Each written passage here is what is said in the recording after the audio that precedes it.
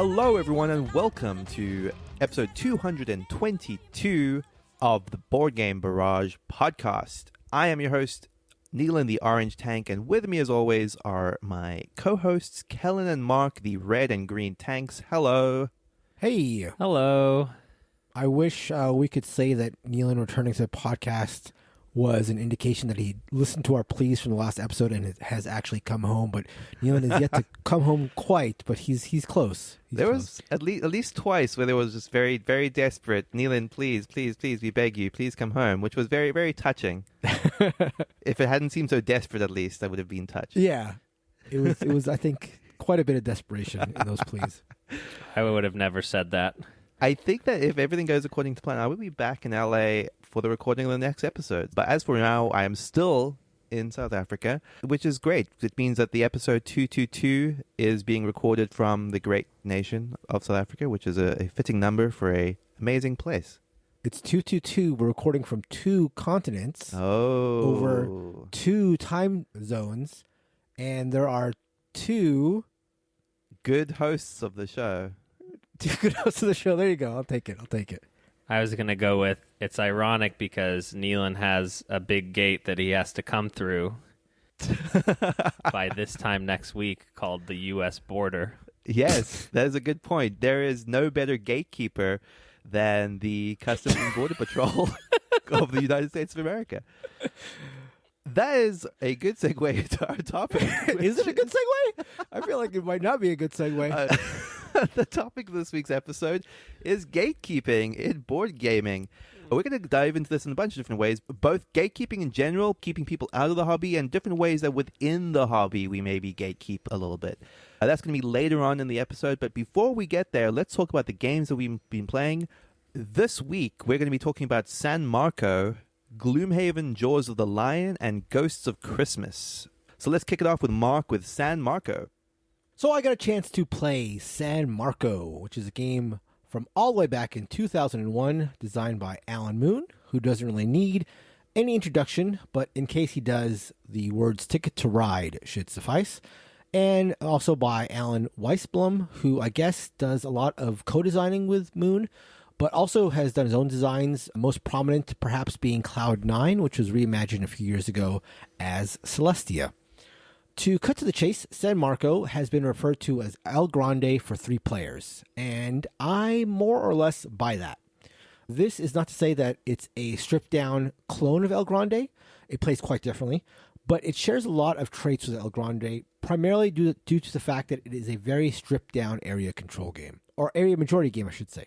The way San Marco works is every round a player will take turns being the divider. I'm sure it has a different name in the rules, but what that person will do is take 6 action cards and 4 limit cards and divide them into 3 piles in the case of a 3-player game. Then the players will take turns selecting a pile and taking their actions. So it's a situation where the divider wants to divide things in such a way that they'll end up with a stack that they want, despite the fact that they get the last pick of the stacks of the lots. The action cards, which are like the primary engine in this game, come in 5 flavors. The most common are the district cards, which correspond to the name of the districts on the map of San Marco. Think of these as the regions in El Grande. If you select a lot with one of these cards, you put a cube in the region named on the card. So that's one type of card. There are bridge cards. If you select one of those, you get to place a bridge, it's like a nice little physical bridge, between any 2 regions. And then when you select a card later in the game with a region where you have a bridge, you don't have to put that cube into that region. You can use the bridge, or as many bridges as you have set up, to place your cube in a region where it's connected. So instead of being forced to place in one area, you now have sort of spread out that range of places where you can place a cube. There are transfer cards that allow you to swap an opponent's cube for your own. That's pretty straightforward. And then the 2 most interesting type of cards when it comes to the action cards, the Doge cards and the banishment cards. So if you select a lot with a Doge card, you get to choose a region to score, any region you want, which is a powerful ability, obviously. And you can use the other cards in that lot first to set yourself up for possible more beneficial scoring. So if I get 2 cards in a lot or 3 cards in a lot, I can use the other ones first and then play the Doge card to make that scoring as good for me as possible. And Sorry, then finally, this is like Doge as in Dogecoin. as in Right, exactly. Shiba Inu. The logo on the card is a little Shiba dog, so it's very up to date. Alan Moon was ahead of his time when thinking about crypto and the possible permutations thereof. So that's the Dogecoin, and then Dogecoin. I said Dogecoin. That's a Doge card. Finally, there is the banishment cards. And so the banishment cards are the kookiest part and perhaps are going to turn the most people off. So if you use a banishment card, you select a region, and then you roll a 6-sided die, and you must remove as many cubes as there are pips on the die that you roll, even if that means you have to remove your own. So if there's a high-scoring region, San Marco, for example, which is the highest-scoring region on the board, and say Neelan has 3 cubes and Kellen has 2 cubes and I have 1 cube, and then I choose to use banishment on that region and I roll a 6, I have to remove all the cubes, including my own. I remove 6 cubes, and since there are 6 cubes, I have to remove them all, even though mine is one of those. I wouldn't say that I'm turned off.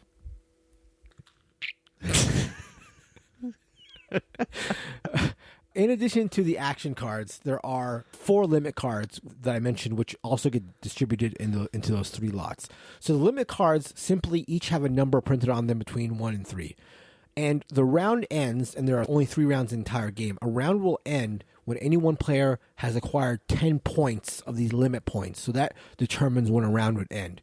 In addition, the players who didn't trigger the end of round, who kept their limit number low, get to play a mini bonus round just between the 2 of them, and also get to score points based on how far away their own limit number is from the triggering limit number. So there is a imperative to sort of keep your limit number down, but then you can sort of use that when it comes to determining the lots.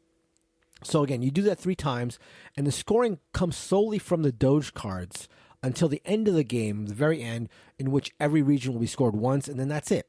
You basically can play the game based off of that description I gave. It's that straightforward, San Marco is. I did like San Marco, though I have to admit I'm not sure exactly what I feel about the die rolling when it comes to the banishment cards. On one hand, it's certainly an exciting moment, and you know what you're getting yourself into when you put that card into the lot or when you draft a lot with that card. But rolling a 6 and rolling a 1 feels very, very different. You could potentially find yourself being wiped out or doing the wiping out when you roll a 6, or you could find yourself being unaffected, basically, if somebody rolls a 1 against you. Conversely, when you really need to clear some cubes and you draft that lot with a banishment card and you roll a 1 yourself, it can really feel frustrating. Still, I mean, on the balance of it, I still think I prefer the excitement of the die, but I'll have to play it a couple more times to see exactly where I land on that. I would say if you like area control, if you like a simple rule set, if you've got 3 players and you don't mind an injection of a bit of luck, San Marco is a no-brainer. Clearly no-brainer. I think, in fact, that it's also a no-brainer for anyone looking for an elegant 3-player area control game that plays quickly. We got our game done in about 70 minutes. I think the box says 75, something like that.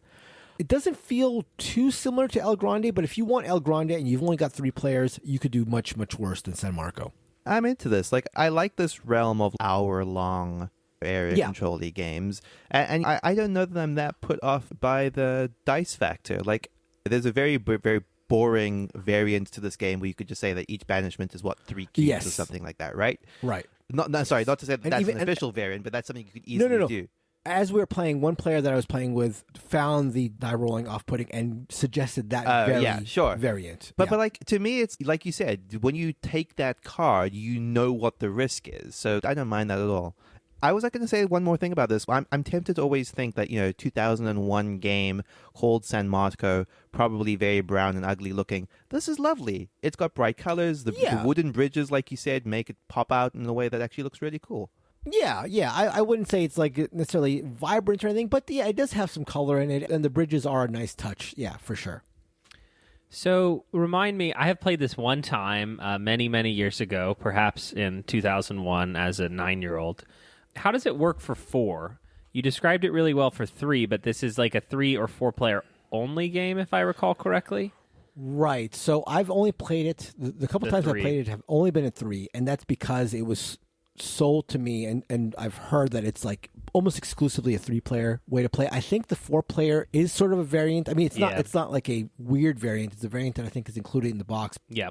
And it's literally not recommended on BGG based on their... oh, interesting. Okay. Yeah, best at 3 and not recommended at 4 has 4... Well, it's 41% say not recommended and 40% say recommended. So did it give you that, like, I'm playing ye old Euro and having a good Yes. time, and you were kind of like, why haven't I played this since 2001? 100%. 100%. That's exactly how it feels. It feels like one of those old Euros that you hear about and you finally get a chance to play and you're like, wow, this is great. This could be released tomorrow and it would stand up for sure. All right, let's do it. Yeah, that sounds like what you BG. got to do. BGB Publishing. Oh, no, I was saying let's release it tomorrow. That too. So that is San Marco by Alan Moon and Alan Weisbaum. The Allens. At it again. I don't think people will like our cryptocurrency theme for it, though. I think the market may reject it. We just publish it, you saying designed by Satoshi, and leave it at that. So, I'm going to be telling us about Gloomhaven Jaws of the Lion, and if you think I've spoken enough about Gloomhaven in the past, you're probably right, but Jaws of the Lion is actually worth talking about separately, because if you're not familiar with what it is, this is a mass market targeted version of the game. I mean, it really is quite cheap. I've always been surprised to see this frequently at $25 in board game stores, online, etc. And it's designed as a way to get yourself into Gloomhaven, which is to say that a game that is traditionally very, very heavy, quite hard to teach, there's a lot of little rules grit. Gloomhaven Jaws of the Lion is designed as a tutorialized version of the game where you start the game on scenario 1 and they're only giving you a slight trickle of the rules, which they're teaching you in a learn to play guide. Hey, pick your character. Hey, open the scenario to this book. This goes here. This goes here. Now go, like very step by step. This is how you play Gloomhaven. And at the end of every one of those first 5 scenarios, they are just layering on rules. So at the beginning of the game, the enemies don't even have, which is one of the best parts of the game for me. They're like AI system. They're just moving and attacking. You don't have all of your abilities. You just have these very simplified ability cards, which have tutorial type instructions, very detailed. This is exactly what this card does on every single one of those cards. And then at some point, 2 or 3 scenarios in, you're swapping out all of those cards for your full ability cards. Every one of the enemies gets like a basic AI deck. So they've done a lot in terms of just extra components to this, just to facilitate that transition from, okay, here's your basic abilities, here's your actual abilities, now here's your actual, if this was a Gloomhaven class, your level 1 ability deck. And then same thing with the monsters. They're going from a basic deck to an advanced deck. It's really quite extensive. And I think that the way that it works is really, really excellent, because there's a lot to have to sort of dive into in your first game of Gloomhaven before you can even get started in the scenario, and let alone the fact that you're setting up your campaign for the first time, you're going through the character creation process. This just does so much for the onboarding that it's impressive. The other thing that I think it does really, really well, and I believe this is something that Frosthaven, which is the sequel to Gloomhaven, which is coming out very soon, also does, it replaces all of the map tiles. So if you've played Gloomhaven and you're setting up a dungeon, a big part of the process is finding all of the map tiles, which are these, big cardboard sheets with each room and passageway, finding them in the massive library of them, getting them out and setting them up, and that's a big issue for teardown as well. In Jaws of the Lion, it's just a scenario book. So kind of like Ryan Lauka does with a lot of his games, something like Sleeping Gods, where it's just a ring binder type book that you open to the correct page and the map is right there. You're done. That's brilliant. I mean, it's brilliant when other games did it. Like, this is something we've seen in stuff like Stuffed Fables and Mice and Mystics. But replicating that is like perfect fit for Gloomhaven. I'm actually surprised that this wasn't the way forward from the get-go. And I think that Isaac Childress, who's the designer of Gloomhaven, has decided to take this on going forward, and I think that's fantastic. There's something that's so interesting about Jaws of the Lion is that it feels like it's this half-step evolution from Gloomhaven. And I'm sure that a large part of the intent is just getting people in a sort of devious way into Gloomhaven really, really cheap, because then you play, I think that there's about 30 scenarios in the box. You get onto Gloomhaven proper, or Frosthaven, which is, coming out any month now. In that regard, I think it's brilliant. I think it's really, really quite excellent. The scenario design seems a lot better in general. One of the things that was always not a problem of Gloomhaven, but sometimes frustrating, is the large majority of the scenarios in that game are just kill all of the enemies. Now, that's the bread and butter of what Gloomhaven is, so that's not that big of an issue. But this starts to layer in interesting objectives into the scenarios in a way that feels really, really cool. So I guess what I kind of want to say more than anything is if you've ever been on the fence about what Gloomhaven is, like, there's a lot of these big box games that are big investments to just dive right into. Jaws of the Lion feels to me like the perfect, hey, at $25, especially if you get it on sale, I can try this out, see if it's for me, and then go from there. Like, it's a very, very good introduction to what Gloomhaven is.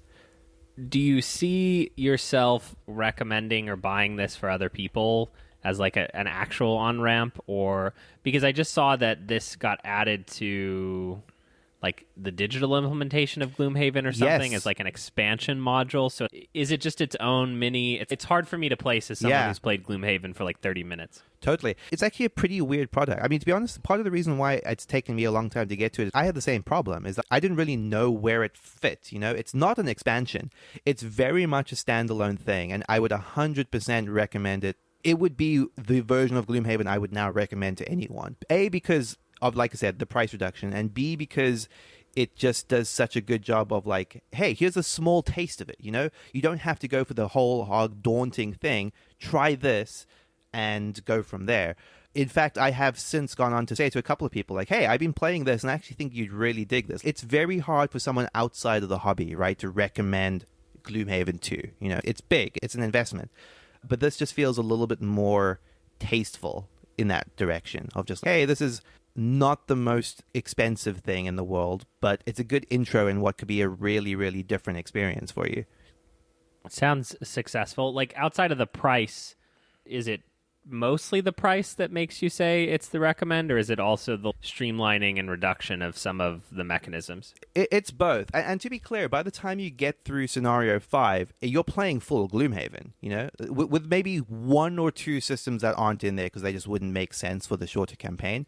But otherwise, the rule set of every scenario is identical by the time you get, past the tutorial. So all it's really doing is just changing that ramp up in a way that the original box doesn't do. So yeah, absolutely. This would 100% be... It's hard, right? Because Gloomhaven is still, I think, the superior product in terms of just what's in the box and the number of characters and the specifics of like the scale of it. But this would be now my go-to recommendation to people, if that makes sense. It's like Jaws of the Lion is not going to replace Gloomhaven on my top 50. Is like, I guess what I'm trying to say. But yeah, this would still be the one I would recommend to people. But should all three have a place in the top 100 exactly. on BGG, Nealon? What do you think? I don't know. That's hard, right? Because I don't know. That is... I don't know how to answer that. It's really hard to say because I would still say for most people, like I said, for most people, this is the better game, but they kind of do occupy unique spaces, right? Like, one is not for everyone and the other one is not for everyone either. So a couple questions. First, do you see yourself going through the entire campaign? Probably not, for a couple of reasons. A, I'm leaving the country in a week's time, so I would have to like pick up the box myself. This was like a copy I actually bought for my brother for Christmas, so I wouldn't be able to continue that unless we decided to do it digitally or something like that. Also, because Frosthaven is so close at this point, so it would just seem silly to try to do a campaign in between the two to bridge them. I will say one thing about this. With Frosthaven very rapidly approaching, I had this very sort of impending... A little bit of impending, oh my gosh, there's a whole big campaign ahead of me with Frosthaven now coming. Jaws of the Lion sort of reinvigorated like my excitement in a way that I'm like, man, I'm stoked for what Frosthaven is going to be bringing. Good. So I'm very, very, very happy to hear about, and I guess I knew this on some level, but I hadn't put it together, the idea that you don't have to worry about finding the pieces to put the maps together. That was always one of the big stumbling blocks for me when it came to Gloomhaven. Mm-hmm. The other two stumbling blocks I suspect have not been cleared based on what you're saying, which are first the upkeep and the bookkeeping. It seems like if everything is still there, you still have to do a lot of the bookkeeping, like keeping track of the enemies. I mean, I know there are apps and stuff that take care of a lot of that for you, but there's still a lot of that bookkeeping, I imagine. Totally. And I think it's only fair to like evaluate on what's in the box, right? And in that regard, the bookkeeping hasn't changed. There's one tiny addition, which I think is cute, but doesn't really change that much, which is you now have little chits that show you like the initiative order of everyone. But that's that's minor. But yeah, you're still going through the motions of evaluating all of the enemy AI, the deck maintenance, and all that sort of stuff. That's all still there. And I will say that if that puts you off of Gloomhaven, then that's not different here. It's still a good thing. Yeah. The other thing I will say is that even though that setup and teardown is dramatically helped by the removal of the map tiles, it's still a game with a lot of cards. And if you're the only person putting it away and setting it up at the beginning and end of a day, then that's rough. But if every person is sort of setting up their character and putting away their character, then that takes away a lot of the time for sure. But still, it's still a beast of a game, a slightly more manageable beast, I guess I would say. That is Gloomhaven, Jaws of the Lion. Neelan and I had the opportunity to try another game from the unfortunately named publisher BoardGameTables.com, which, if you ever want to look at their games, I think it's self-evident where you might be able to go to find them. But they make more than board game tables, they make board games. So Ghosts of Christmas is a remake redo of a older Taiki Shinzawa game. And if you're not familiar with him, you should be. He has made both Masked Men and American Bookshop, two of my absolute favorite card games of all time. Masked Men has long been in my top 50. American Bookshop is a newer, more recent favorite. So Ghosts of Christmas is a remake of a game called Time Palatrix, I believe. I have a copy of Time Palatrix sitting in my shelf of shame that I have never played, but this redo from BoardGameTables.com with the theme Ghosts of Christmas, which is themed after everyone's favorite Christmas tale. Which one is it again? I know what? It's just called a Christmas Carol. It's just a Christmas tale, right? Isn't it Christmas is that Carol? What it's called? God, why am I blanking it's called a on Christmas this now? Carol. No, it's the past, the present, the future. Ebenezer Scrooge. Yeah, it's not my favorite Christmas. Yeah, it's a Christmas Hey, what Carol. is your favorite Christmas Christmas story? Well, Jingle All the Way, obviously, with Arnold right. Schwarzenegger. Dasher down Soprancevic. Okay. And in Ghosts of Christmas, you are playing a trick-taking game, right? So you start with a trick-taking game and then bend that into complicated, because you can play into 3 tricks at once, and those 3 tricks being the past, the present, and the future, in any order you want. I may start by playing into the present, and Neelan says, aha, I shall beat you by playing into the past. And then Mark has a great idea because he wants to win the future. He plays to the future. Blah, blah, blah. You keep playing cards until it all resolves. This may sound relatively straightforward, almost like you're just playing 3 hands of a trick-taking game at once, but if you want, the suit that will win a trick is determined by the first card played of the player who won the previous trick. Okay, let me break that down into a better sentence, because that was terrible. I think it was accurate, Yeah, but I think terrible. Accurate but terrible. Something people say often about me. If I win the past trick, the first trick, then whatever card I played first in the present trick will be the lead suit for that. So whoever plays the highest green card, because I played green in the present, will win that trick, even though I may be the last person to play into that trick. So Neelan may play yellow, Mark may play yellow, and then I play green, but because I won the past trick, I change which suit is most important for the present, and then I can win the present, and that works its way into the future. You may ask, how does Trump work? Trump is always red. Red is always Trump. And that works just fine. The big wrinkle, this game uses bidding, so you bid on how many tricks you believe you'll take in the form of Christmas wreaths that you need to put on doors. And I believe you have the ability to bid precisely or bid a little open-ended, but it reduces your score dramatically. So if you bid really precisely, you will score the most points. If you say, I don't think I can do that, you bid somewhat imprecisely. It's a little more convoluted than that and silly, the sort of having doors of multiple types, that this door can have a wreath or not have a wreath. But essentially, it's what I said. You bid precisely or you bid a little looser. It is all wrapped up in a lovely production. Again, the nice BoardGameTables.com box that everybody likes, that you've seen in some of their other games. A lovely art style. I would say that the theme itself is kind of a turn off for me, just following the nomenclature we set up earlier in the episode. I don't know that I want a Christmas game year round, but I will say it does help set up the past, present, future thing just a little bit, just enough that maybe it's worth doing. This is Brain Bernie Christina hated this game.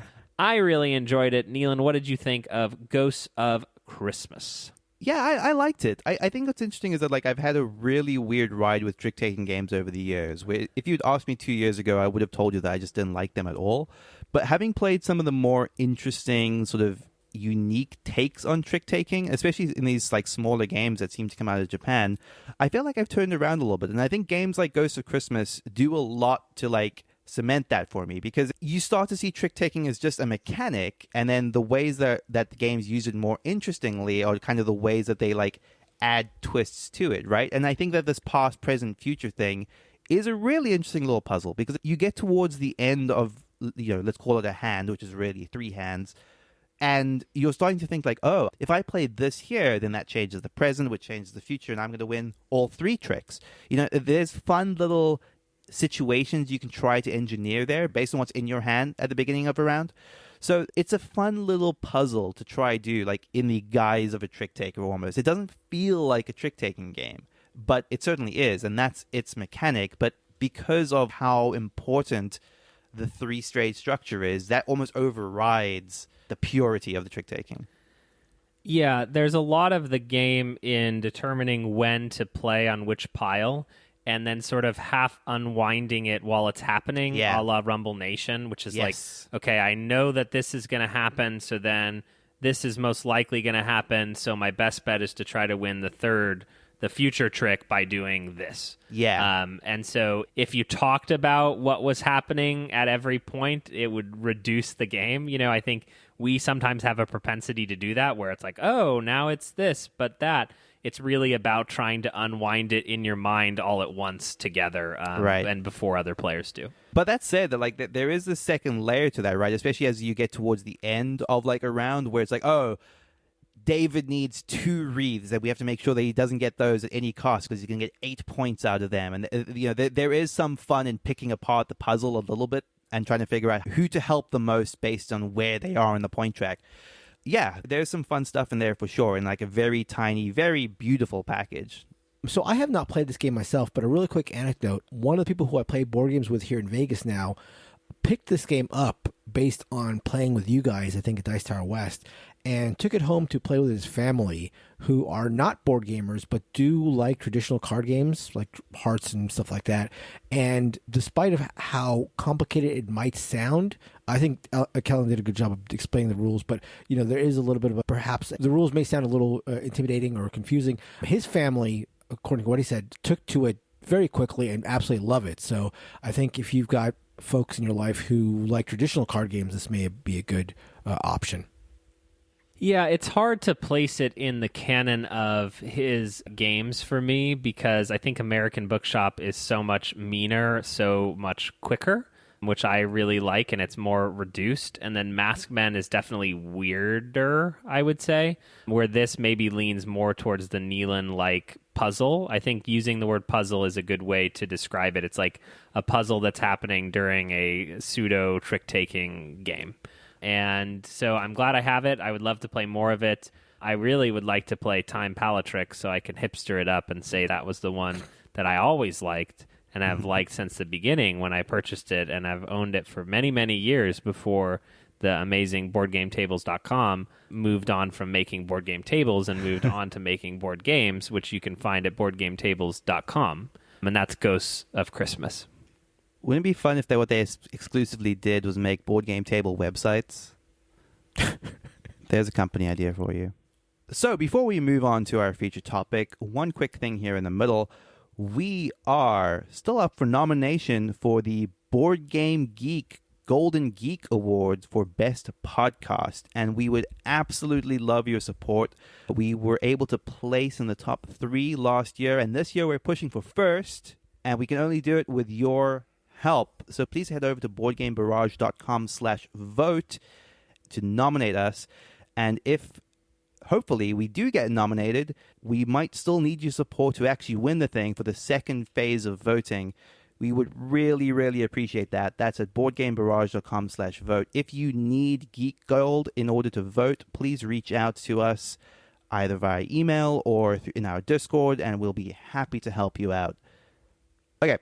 So let's get right into our talk on gatekeeping and what that means for the hobby. I think what we mostly wanted to talk about here is just this idea, firstly, what gatekeeping is, this idea that there are ways based on your behavior, based on your language, based on the way you interact with other gamers, that you can effectively limit other people's entry into the hobby, effectively limit the way that other people are able to engage with games and create games.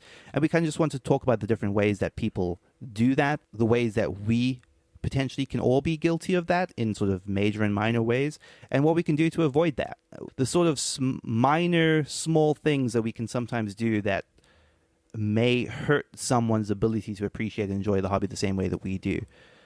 So I think one of the ways that this sort of most often manifests is distinctions between like what is and isn't a real game. You know, like it's very tempting to look at the most popular games that get played by people, especially those outside the, you know, even like saying outside the hobby is kind of a weird sort of gatekeeping in and of itself. But outside the mainstream hobby, people that are not like avid board gamers, not playing games every single day in the way that we tend to.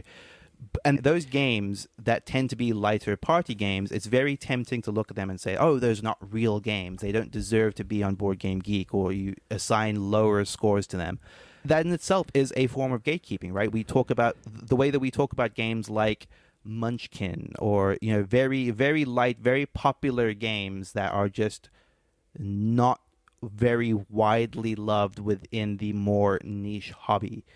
Yeah, I think I run into this a lot, funnily enough, with people not in the hobby when they find out that I have, or we have, a board game podcast, and they inevitably have played something, but it's usually not very good. You know, it's like, oh, you know, my family plays Exploding Kittens.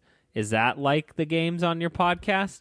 And, you know, it's very, very tempting to answer that question like, no, you yuck fuck, like, you know, like, we play good party games here. Or, you know, even Catan, I think, has sort of become a little bit of a swear word in the modern board game hobby, where it's like, oh, you like Catan? Oh, I guess you like randomness and trading in your games, you know, like, but to an outsider, you know, they're like, oh, you like games like Catan?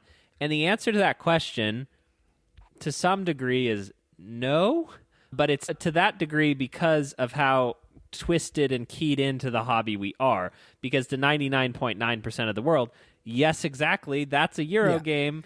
That's exactly what we're talking about. And yet I want to answer, no, not Catan. Like, I would never play or like Catan. And so I find myself having to just say yes and a lot of times to when they say, oh, is it like, you know, this game that we like, where it's like, kind of, yeah, you know, even Ticket to Ride, right, is another one that has like a widespread popularity. Wingspan, you know, for me is not a game that I like, but like to do it a disservice and just say, no, it's not like the games that I like, is kind of the first gatekeepy thing that I think about a lot, often. I agree with Catan, and, you know, I think throughout this entire discussion we're going to have about gatekeeping, these are all things that I either have done or felt an inclination to do. So it's, you know, I think it's important to, in all this discussion about gatekeeping, realize that sometimes the inclination or like doing this sort of stuff is something that you can feel yourself gravitating towards just because you're getting like enmeshed in this niche hobby. For example, like when it comes to exactly what Kellen has said, like people have said when I've told them that I do a board game podcast, you know, there's the Monopoly stuff that comes up and all that stuff. And, you know, your inclination is to recoil from that or, you know, mock it. When, again, as Kellen said, like for 99% of the population, that is exactly what you're doing. It's like talking to an artist and saying, oh, you used red there. And for that person, it's a distinct shade of red, but, you know, for most of the population, it's red. Yeah, I think that's really important. I'm glad you said it, Mark, because like I think one of the things that's really key to establish right off the bat is that we can't talk about any of this without making it super clear that we're guilty of this all of the time. We have been in the past. We have been guilty of it on the podcast, on record, and we will continue to be guilty of it. Like, it's a form of implicit bias, right, where there is a fundamental level where you just have this gut reaction and say, oh, that's not a sort of game I would play. That's not a good game. That's not a real game. And it's very important to like recognize that and sort of start to break those habits a little bit. And there are like small and subtle ways that we do that. And let's establish something else. Is like the thing that I want to be very clear about is that if primarily we are talking about games in an entertaining way, like we will continue to do that because there's a frame of reference about what you know about our tastes, for example, where it's just a shorthand for what we're trying to say. But on no level are we sort of trying to disparage the tastes of people that may be really, really into those games unless we think that they are genuinely problematic. Like, there is an audience for everything, and while that may not be to our tastes, I think it's important to like understand the distinction between, hey, this is not a game that we would recommend, and this is not a game that we would play, and that is not a game, you know? It's like, I think a little bit of what you're saying, and I'm sussing it out in my brain, is like, can there be gatekeeping among friends? Which is to say that, like, in a close circle, any reasonable person would know that when I call you guys idiots, it's done in the most loving way possible. But in an outside council, like, the way that we talk about games with each other has a certain cadence and tone, but then giving that to random people or even people we don't know very well suddenly becomes a much harsher issue and becomes an issue when it's not one amongst us. Totally. And I think some of that is like, you know, I think like saying even like the word idiot is like a good example of like the sort of this stuff that's very group specific, right? Like there is something that we've said a lot on the podcast and we'll still say to each other, the idea that a game is more of an activity. Now, we all understand what that means, right? It's like, oh, the scoring isn't important. It's less of a competitive game. We don't really keep score. We just enjoy playing this as a way to pass time. But some people might hear that and think like, oh, you're disparaging this. You're saying it's not a real game. It's not as good as other games you play. It's like, well, no, but there is a shared understanding when we use that terminology, what we mean amongst each other. And like I think that that's also important to recognize is that there is so many layers to this, right? Like the way you talk about a game to other people is different, can be different to how you talk about a game within your group. Yeah. So how does that extend to like the definition of things? Because I often feel like I rub up against this and rub people the wrong way, where it's like, dumb example we just had in the Discord about, is Seven Wonders Duel a drafting game? You know, and my first instinct is that it's not, but then other people define it as such. And it's like, again, whether or not it is or isn't really pertinent to the issue. But the issue is like, if someone says, oh, my favorite worker placement game, and then cites a game that doesn't ladder up to the definition of what you believe worker placement to mean, how do you navigate that conversation? Kneel and go, you are the kindest among us. Look, I think that I have in episodes past like railed against the idea of that sort of strict definition in general. But at the same point, like the reason we do it is because you want to put certain things on equal footing, right? It's like, okay, I like worker placement as a mechanic. These are the games I like in it. And that conversation breaks down if I then start to say, my favorite worker placement game is, I don't know, a Ticket to Ride. You know, like it just doesn't make sense anymore. You're kind of not really even having the same conversation. So you block spaces, Neelan. You're putting people down on the tracks. You are putting those little worker trains down. Yeah, you're right. No, I don't know. Some would say more worker placement than a feast for Odin. Wow, unnecessary. Yeah, I don't know. I think that there has to be some level where you are coming to some agreed terms in order to have a conversation about something, right? But I do think that there has to be freedom to expand beyond a very, very strict definition. And if you're having an open conversation, at least, you have to be willing to say, like, okay, I don't necessarily agree that that's worker placement, but why do you think it is? Yeah, I buy that. I mean, I can't think of very many circumstances where having to have an agreed definition when it comes to board games is crucial. I understand that it affords an opportunity for a shorthand when it comes to discussing board games, but if somebody wants to call a game an auction game when it doesn't really fit my definition / understanding of an auction game, and I say, oh, it never struck me as that being an auction game, and they wanted to describe why it is, and, you know, will it change my mind? Maybe not, but I think I sort of would benefit in that situation from hearing another person's take on it, and who cares if we don't really land on the same definition. Again, I see the inherent benefit of having this shorthand, but I don't see it being worthy of being a sticking point or, problematic, really. I guess, yeah, you're right. Like, on any level, it's only just academic, right? No one really benefits from classifying whether Taj Mahal is really an auction game or not. But if you want to have a conversation about Reiner Knizia's best auction games, then suddenly it's very important to establish whether Taj Mahal is an auction game, That's the thing. It is a little bit inane on some level, which I think honestly feeds into my larger understanding about even the gatekeeping about games in general. It's a little bit inane. Like, if it looks like a game, then call it a game. Who am I to lose out from that definition? I think you guys are using auction games just to troll me because of the fact that all games are auction games. Exactly. If you think about it. That is why I brought it up. That is exactly Actually. right. Okay, so I find that I get about 3 or 4 comments a year, which is not that much, I guess, all things considered, about how I am primarily a party gamer as a way to discredit me as a board game media person, which I find one of the easiest examples to just point at them and say that is like clearly gatekeeping. But there's sort of this competition between heavy and not heavy games.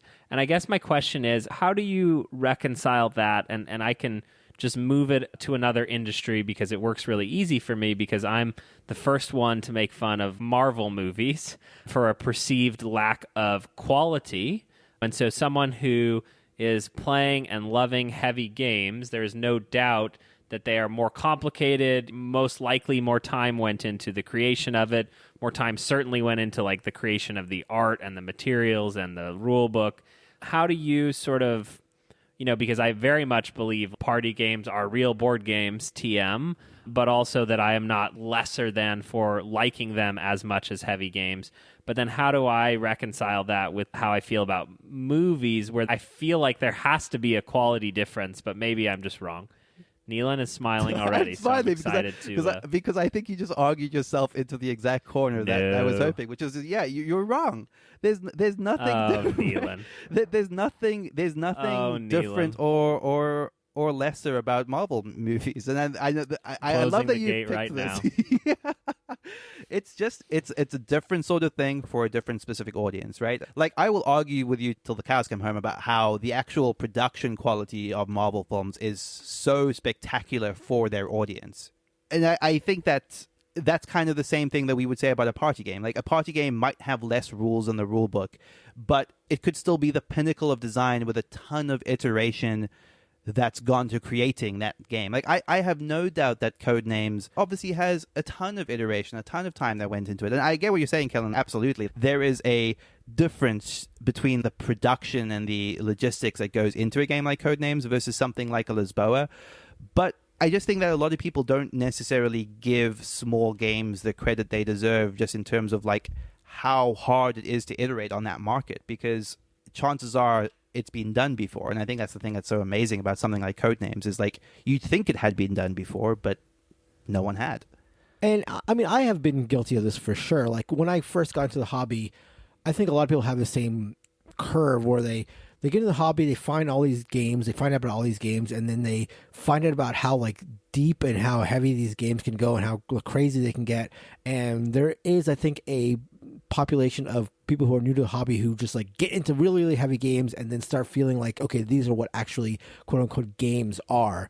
And certainly I've had times in my life where I was very biased towards heavy games, but I have realized how silly that is over the last couple of years, because I'll go and I'll play a lighter game and I'll realize, wow, that was super, super fun. It took me a quarter of the time a heavy game would in a lot of cases. And I still appreciate for sure heavy games and the things that they can give you that I think lighter games sometimes struggle to do. But there's a lot of things that light games offer that heavy games can't supply. And it's something that I've taken some time and it's taken some experience for me to realize how silly it was for me to have this bias towards heavy games.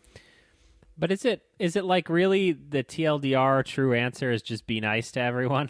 I mean, like, kind of, totally. and that, like, Yeah, and I think, like I said, like in my case, in the case I just specified, be nice to people, yes, but also if you are able to look past your biases, you might learn to appreciate things that you otherwise wouldn't. Like, again, if I was stuck in my heavy games are the only way to go thing, I would be less likely to get into lighter games that I enjoy a great deal.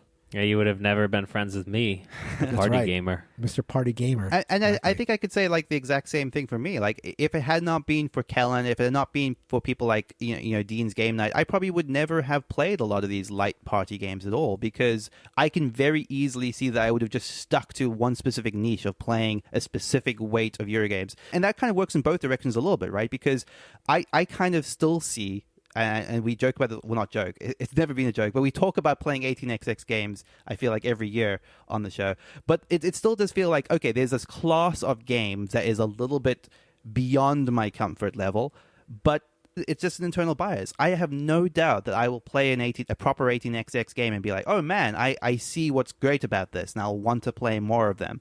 But to me, it's not like I don't think they're real games, but I think that they're games for weird trained people like Mark. It's like a bias in a different direction, and Sure, concur. It's interesting. It's like you Keep don't those think gates open. Yeah, exactly. Open gates here at Board Game Barrage only. Yeah, I think that's the message, right? Is like, be open to trying things that you've never done before. There's much more for you to gain than just being weirdly closed-minded about it. I think that is going to have to wrap up our talk on gatekeeping, because due to like unforeseen circumstances, I'm rapidly running out of power on this laptop in South Africa. So that's a fun little thing for you to speculate about. That is going to do it for the topic, and that is going to do it for the show. As I mentioned earlier, please nominate and or vote for us in the Golden Geek Awards, and you can do that at boardgamebarrage.com/vote. I think we have a real shot at it this year, and we very much need your support in order to get there. As always, thank you to Heart Society for our intro and outro music, What's on Your Mind, Kid? You can reach out to us on all of our social media and on email at boardgamebarrage@gmail.com. Thank you guys both so much for being here. Goodbye. You're welcome. Yeah. Bye. Yes. Keep those gates open, kids.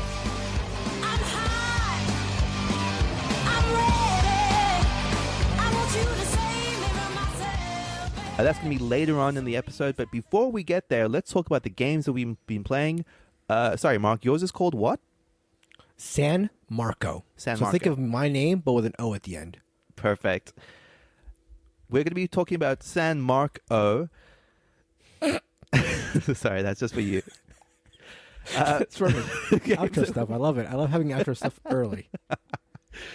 The games that we're going to be talking about this week are San Marco, Ghosts of Christmas Past. Wait, is that right? Christmas Past or Ghosts of Christmas? Ghost of Christmas. Ghosts of Christmas. Sorry. Ghosts of Christmas. Ghosts. There's multiple ghosts in the Ghosts of Christmas. Christmases. Got it.